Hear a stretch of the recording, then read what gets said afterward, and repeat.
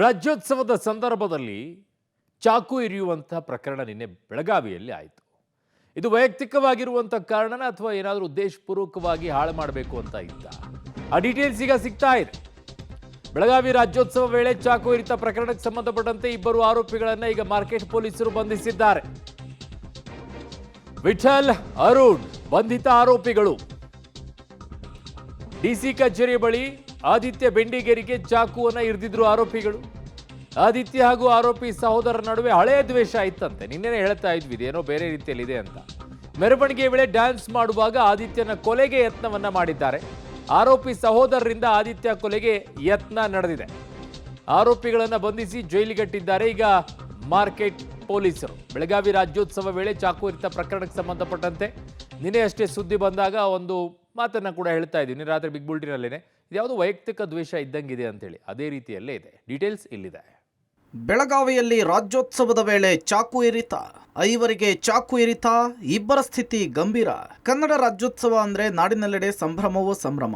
ಅದ್ದೂರಿಯಾಗಿ ರಾಜ್ಯೋತ್ಸವವನ್ನ ಮಾಡ್ತಾರೆ. ಇನ್ನು ಕುಂದಾನಗರಿ ಬೆಳಗಾವಿ ಅಂದ್ರೆ ಕೇಳಬೇಕಾ? ಕನ್ನಡ ಹಬ್ಬವನ್ನಾಗಿ ಚೆನ್ನಮ್ಮನ ಸರ್ಕಲ್ ಬಳಿ ಯುವ ಸಮೂಹವೇ ಸೇರಿ ರಾಜ್ಯೋತ್ಸವವನ್ನ ಗ್ರ್ಯಾಂಡ್ ಆಗಿ ಮಾಡ್ತಾರೆ. ಅದರಂತೆ ನಿನ್ನೆಯೂ ಕೂಡ ಕನ್ನಡ ಹಬ್ಬವನ್ನ ಅದ್ದೂರಿಯಾಗಿ ಮಾಡ್ತಿದ್ರು. ರೂಪಕಗಳು ಹಾಗೂ ಡಿಜೆ ಸಮೇತ ಕಾಲೋನಿಯ ಯುವಕರು ಎಂಟ್ರಿ ಕೊಡ್ತಿದ್ದಂತೆ ಸಾಕಷ್ಟು ಜನಜಂಗುಳಿ ಕೂಡ ಏರ್ಪಟ್ಟಿತ್ತು. ಇದೇ ವೇಳೆ ಯುವಕ ಯುವತಿಯರು ಕನ್ನಡದ ಡಿಜೆ ಹಾಡುಗಳಿಗೆ ಕುಣಿದು ಕುಪ್ಪಳಿಸ್ತಿದ್ರು. ಯುವತಿಯರು ಕುಣಿಯುವ ವೇಳೆ ಕೆಲ ಕಿಡಿಗೇಡಿಗಳು ಅಸಭ್ಯ ವರ್ತನೆ ತೋರಿದ ಹಿನ್ನೆಲೆಯಲ್ಲಿ ಪೊಲೀಸರು ಲಾಠಿ ಏಟನ್ನು ಕೊಟ್ಟು ಯುವಕರ ಗ್ಯಾಂಗ್ ಅನ್ನು ಚೆದರಿಸುವ ಕೆಲಸ ಮಾಡಿದ್ರು. ಇದೆಲ್ಲದರ ನಡುವೆ ಅಹಿತಕರ ಘಟನೆಯೊಂದು ನಡೆದು ಹೋಗಿದೆ. ಕನ್ನಡ ರಾಜ್ಯೋತ್ಸವದ ರೂಪಕಗಳ ಮೆರವಣಿಗೆಯ ವೇಳೆ ಕುಂದಾನಗರಿಯಲ್ಲಿ ಹಿಂಸಾಚಾರವಾಗಿದೆ. ಮೆರವಣಿಗೆಯ ಗುಂಪಿನಲ್ಲಿ ಬಂದ ದುಷ್ಕರ್ಮಿಗಳು ಏಕಾಏಕಿ ಐವರಿಗೆ ಚಾಕುವಿನಿಂದ ಇರಿದಿದ್ದಾರೆ. ಬೆಳಗಾವಿಯ ಸದಾಶಿವನಗರದ ಲಕ್ಷ್ಮೀ ಕಾಂಪ್ಲೆಕ್ಸ್ ಬಳಿ ಘಟನೆ ನಡೆದಿದೆ. ಮೆರವಣಿಗೆಯ ಗುಂಪಿನಲ್ಲಿ ಏಕಾಏಕಿ ಬಂದ ದುಷ್ಕರ್ಮಿಗಳು ಮನಸೋ ಇಚ್ಛೆ ಐವರಿಗೆ ಚಾಕುವಿನಿಂದ ಇರಿದಿದ್ದು ಇಬ್ಬರ ಸ್ಥಿತಿ ಗಂಭೀರವಾಗಿದೆ.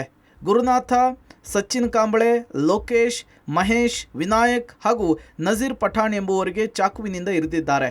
ಕೂಡಲೇ ಗಾಯಾಳುಗಳನ್ನು ಬೆಳಗಾವಿಯ ಜಿಲ್ಲಾಸ್ಪತ್ರೆ ಹಾಗೂ ಖಾಸಗಿ ಆಸ್ಪತ್ರೆಗೆ ದಾಖಲಿಸಿ ಚಿಕಿತ್ಸೆ ಕೊಡಿಸಲಾಗಿದೆ. ಅದೃಷ್ಟವಶಾತ್ ಎಲ್ಲರೂ ಕೂಡ ಪ್ರಾಣಾಪಾಯದಿಂದ ಪಾರಾಗಿದ್ದಾರೆ. ಮೂವರು ಈಗಾಗಲೇ ಡಿಸ್ಚಾರ್ಜ್ ಆಗಿದ್ದು ಇಬ್ಬರಿಗೆ ಚಿಕಿತ್ಸೆಯನ್ನು ಮುಂದುವರಿಸಲಾಗಿದೆ. ಟೈಮಿಂಗ್ ಗೊತ್ತಿಲ್ಲ ಸರ, ಒಂದು ನಮ್ಮ ದೋಸ್ತ ಗತಿ ಬಡ್ಯಾದ್ರಿ ಗಾಡಿ ಮುಂದೆ ನಮ್ದು. ಅದಷ್ಟ ಅದಾಗ ಅಷ್ಟ ಹೋದಿನ್ರಿ ನಡಕ ಅವಾಗ ಚಾಕು ಹಾಕ್ಯಾರ ಸರ್. ಎಲ್ಲಿಯವ್ರನ್ನ ಅವರು ಗೊತ್ತಿಲ್ಲ ಅಂದ್ರೆ ಏನೇನು ತೊಗೊಂಬಂದಿದ್ರು ಅವರು? ಚಾಕು ಇತ್ತು, ಒಟ್ಟು ಚಾಕು ಇತ್ತು ಅವ್ರ ಕಡೆ, ಮತ್ತೇನು ಗೊತ್ತಿಲ್ಲ ಸರ್. ಚಾಕು ಒಂದು ಐತಿ. ನೀವು ಎಷ್ಟು ಜನ ಐತ್ರಿ? ನಾವು ಇಬ್ಬರು ಮೂರು ಮಂದಿ ಇದ್ದು ಸರ. ನಮ್ಮ ಗಾಡಿ ಮುಂದರಿ ಇದು. ಹಾಂ, ನೀವು ಏನು ಮಾಡತ್ತಿದ್ರಿ? ಅವ್ರೇನು ಮಾಡಿದ್ರು? ನಾವು ಸೈಡ್ ನಿಂತು ಸರ. ನನ್ನ ದೋಸ್ತನ ಜಗ್ಗಿ ಬಡಾಕತ್ರಿ, ನಾ ಅವ್ನು ಕರ್ಕೊಂಡ್ ಬರಾಕತ್ತೀನಿ ರೀ. ಕರ್ಕೊಂಡ್ ಬರ್ದು ಮುಂದೆ ಹಿಂದಿನ ಚಾಕು ಹಾಕ್ಬಿಟ್ಟಾರ ನೋಡ್ರಿ ಸರ್. ಎಲ್ಲಿಯವ್ರನ್ನ ಅವರು? ಎಲ್ಲಾರು ಗೊತ್ತಿಲ್ಲ ಸರ್. ಸಿಸಿಟಿವಿ ದೃಶ್ಯಾವಳಿ ವಶಕ್ಕೆ ಪಡೆದ ಪೊಲೀಸರು ಆರೋಪಿಗಳ ಪತ್ತೆಗೆ ವಿಶೇಷ ತಂಡ ರಚನೆ. ಇನ್ನು ಚಾಕು ಇರಿತದ ವಿಚಾರ ಗೊತ್ತಾಗ್ತಿದ್ದಂತೆ ಸ್ಥಳಕ್ಕೆ ನಗರ ಪೊಲೀಸ್ ಆಯುಕ್ತ ಭೂಷಣ್ ಹಾಗೂ ಡಿಸಿಪಿ ನಾರಾಯಣ್ ಭರಮನಿ ಭೇಟಿ ಕೊಟ್ಟರು. ಗಾಯಾಳುಗಳಿಂದ ಘಟನೆ ಯಾವ ರೀತಿ ಆಯ್ತು ಅಂತೇಳಿ ಮಾಹಿತಿ ಪಡ್ಕೊಂಡ್ರು. ಇನ್ನು ಹಲ್ಲೆ ಮಾಡಿದವರು ಪರಿಚಯಸ್ತ್ರ, ಯಾವ ಕಾರಣಕ್ಕೆ ಈ ರೀತಿಯ ಹಲ್ಲೆ ಮಾಡಿದ್ದಾರೆ ಅನ್ನೋದನ್ನು ಕೂಡ ಮಾಹಿತಿ ಪಡೆದುಕೊಂಡ್ರು. ಇತ್ತ ಎಪಿಎಂಸಿ ಪೊಲೀಸ್ ಠಾಣೆಯಲ್ಲಿ ಪ್ರಕರಣ ದಾಖಲಿಸಿಕೊಂಡು ಘಟನೆ ನಡೆದ ಸ್ಥಳದಲ್ಲಿನ ಸಿಸಿಟಿವಿ ಕ್ಯಾಮೆರಾಗಳನ್ನು ವಶಕ್ಕೆ ಪಡೆಯಲಾಗಿದೆ. ದೃಶ್ಯಗಳನ್ನು ಪರಿಶೀಲನೆ ಮಾಡಲಾಗ್ತಿದೆ. ಜೊತೆಗೆ ಆರೋಪಿಗಳ ಪತ್ತೆಗೆ 2 ವಿಶೇಷ ತಂಡಗಳನ್ನು ರಚಿಸಿದ್ದು ಈ ಎಲ್ಲ ಬೆಳವಣಿಗೆಗಳ ನಡುವೆ ಕ್ಲಬ್ ರೋಡ್ನಲ್ಲಿ ಮೆರವಣಿಗೆಯಲ್ಲಿ ಬರ್ತಿದ್ದ ಕೆಕೆ ಕೊಪ್ಪ ಗ್ರಾಮದ ನಿವಾಸಿ ಆದಿತ್ಯ ಬೆಂಡಿಗೇರಿ ಎಂಬಾತನಿಗೂ ಚಾಕುವಿನಿಂದ ಇರಿಯಲಾಗಿದೆ. ಇದೇ ಗ್ರಾಮದ ಯುವಕರು ಚಾಕು ಹಾಕಿದ್ದಾರೆ ಎನ್ನಲಾಗ್ತಿದ್ದು ಈತನಿಗೂ ಬೆಳಗಾವಿಯ ವಿಮ್ಸ್ ಆಸ್ಪತ್ರೆಯಲ್ಲಿ ದಾಖಲಿಸಿ ಚಿಕಿತ್ಸೆ ಕೊಡಿಸಲಾಗ್ತಿದೆ. CCTV ಎಲ್ಲ ಇದೆ ಅಲ್ಲಿ. ನಾಳೆವರೆಗೆ ನಾವು ಪತ್ತೆ ಮಾಡ್ತೀವಿ ಏನಿದೆ ನೋಡೋಣ. ಈಗ CCTVನಲ್ಲಿ ಏನು ಕಂಡು ಬರುತ್ತೆ ಅದರ ಆಧಾರದ ಮೇಲೆ ನಾವು ಎಲ್ಲ ಇಷ್ಟು ಜಾಸ್ತಿ ಜನ ಒಮ್ಮೆ ರೋಡ್ ಮೇಲೆ ಬಂದ ಮೇಲೆ ಕೆಲವು ಕುಡಿದುಕೊಂಡು ಬರ್ತಾರೆ. ಆ ಹಿನ್ನೆಲೆಯಲ್ಲಿ ಆಗಿರ್ಬೋದು. ಈಗ too early to say anything.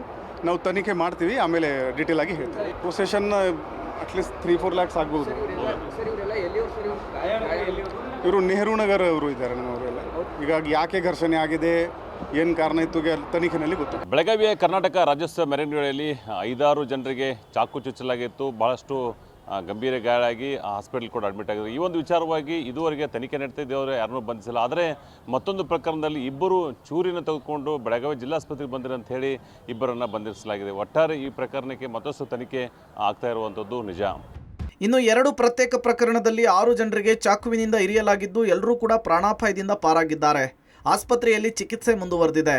Investigation ನಡೆಸುತ್ತಿರುವ ಪೊಲೀಸರು ಆರೋಪಿಗಳ ಶೋಧಕ್ಕಿಳಿದಿದ್ದಾರೆ. ಘಟನೆಯನ್ನ ಗಂಭೀರವಾಗಿ ಪರಿಗಣಿಸಿರುವ ಪೊಲೀಸ್ ಕಮಿಷನರ್ ಮತ್ತೊಮ್ಮೆ ಈ ರೀತಿ ಘಟನೆ ಮರುಕಳಿಸದಂತೆ ಸಿಬ್ಬಂದಿಗೆ ಎಚ್ಚರಿಕೆ ಕೊಟ್ಟಿದ್ದಾರೆ. Dilip, public TV, Belagavi.